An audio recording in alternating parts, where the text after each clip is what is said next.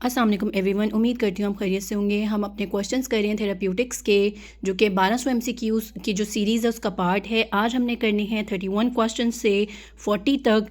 तो स्टार्ट कर लेते हैं अपनी वीडियो को।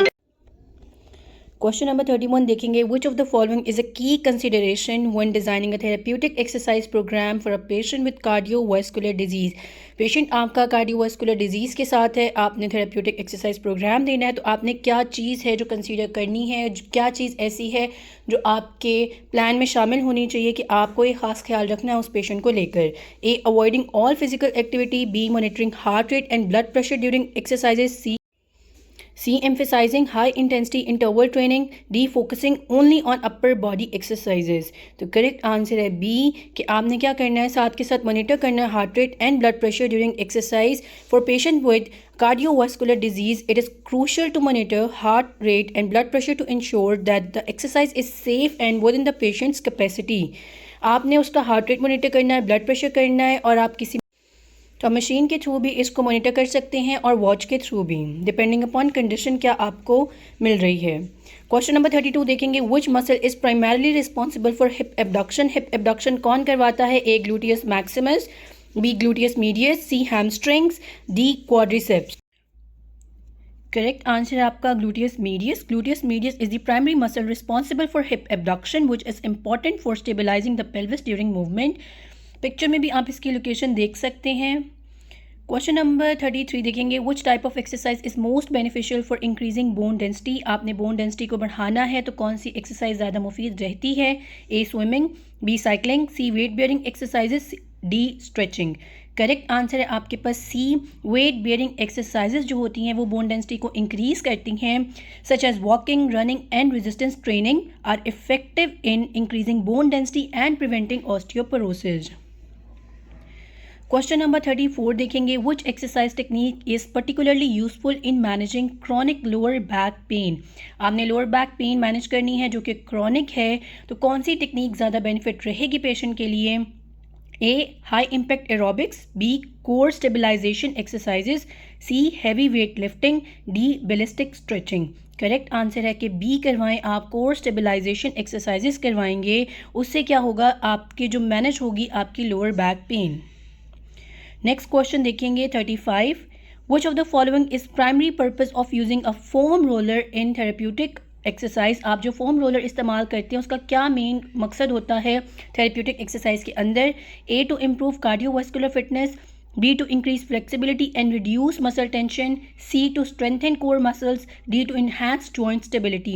करेक्ट आंसर है B कि आप इंक्रीज कर सकें फ्लेक्सिबिलिटी को और रिड्यूस कर सकें मसल टेंशन को। Foam rolling is use to release muscle tightness, improve flexibility and reduce muscle tension, particularly in soft tissues.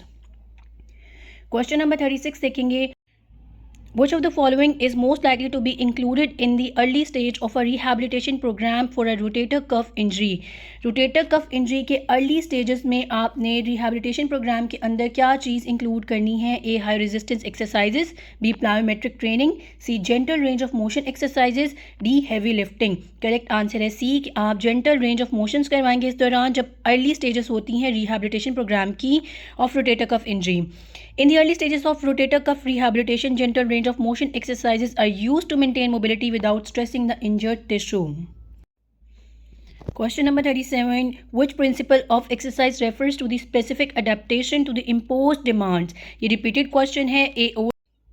A, overload. B, specificity. C, reversibility. D, periodization.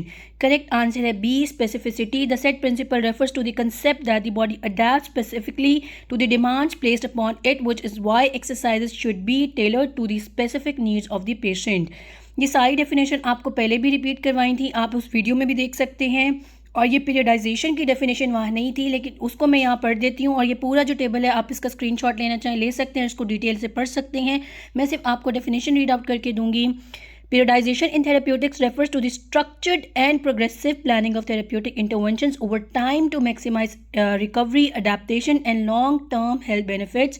हमने इसके अंदर जो आपका प्रोग्रेशन प्लान होता है कि आहिस्ता आहिस्ता करके किस तरीके से आपने थेरेपी एक्सरसाइजेज जो आप करवा रहे हैं, थेरेप्यूटिक एक्सरसाइजेज इंटरवेंशंस कर रहे हैं, वो आहिस्ता आहिस्ता करके कैसे प्रोग्रेस करेंगे, किस तरीके से रिकवरी होगी, उस तरीके को जो स्ट्रक्चर्ड प्लान होता है उसको आप पीरियडाइजेशन कहते हैं। टाइप्स भी इसकी लिखी हुई हैं और इसकी एप्लीकेशन भी लिखी हुई है जो कि आप पढ़ सकते हैं और इसका स्क्रीनशॉट भी ले सकते हैं। इसके लिए अलग से वीडियो भी बनाई जाएगी, आप वो भी देख सकते हैं। क्वेश्चन नंबर 38 देखेंगे, what is the primary benefit of proprioceptive training in rehabilitation program. Proprioceptive training का क्या मेन पर्पस होता है, क्या मेन बेनिफिट होता है। A, increasing muscle hypertrophy, B, improving neuromuscular control, C, enhancing cardiovascular fitness, D, reducing muscle soreness. Correct answer है आपके पास बी, इम्प्रूव किया जाता है न्यूरोमस्कुलर कंट्रोल को। Proprioceptive training enhances neuromuscular control by improving the body's ability to sense and respond to changes in position and movement which is crucial for injury prevention and rehabilitation. Question number 39 देखेंगे, which of the following is a common outcome measure used to assess the effectiveness of a therapeutic exercise program. कौन सा आपके पास common जो outcome आ रहा होता है जिसे आप मेजर कर सकते हैं और असेस कर सकते हैं कि आपका कितना थेरेप्यूटिक एक्सरसाइज प्रोग्राम था वो इफेक्टिव पेशेंट के लिए रहा कि नहीं रहा। ए, पेन लेवल को देखते हुए, बी, रेंज ऑफ मोशन को देखते हुए, सी, मसल स्ट्रेंथ को देखते हुए, D, all of the above. Correct answer है डी, कि आप पेन लेवल को देखते हुए भी कर सकते हैं, रेंज ऑफ मोशन भी जिस तरह इंक्रीज करती जाएगी तब भी आपको अंदाज़ा हो जाएगा कि आपका थेरेप्यूटिक जो आप प्रोग्राम दे रहे हैं वो इफेक्टिव था, और मसल स्ट्रेंथ से भी आप उसको अंदाज़ा लगा सकते हैं, आप उसे असेस कर सकते हैं। So pain level, range of motion and muscle strength are all common outcome measures used to assess the effectiveness of a therapeutic exercise. Question number 40 देखेंगे, which muscle group is targeted in exercises designed to improve posture and reduce kyphosis. Kyphosis जब आपने कम करनी है, reduce करनी है, posture improve करना है, कौन से मसल ग्रुप को आप टारगेट करेंगे। एक, pectoralis major, B, rhomboids and trapezius, C, hamstrings, D, quadriceps. Correct answer है B, rhomboids and trapezius. Strengthening the rhomboids and trapezius helps correct kyphosis by pulling the shoulders back and promoting a more upright posture.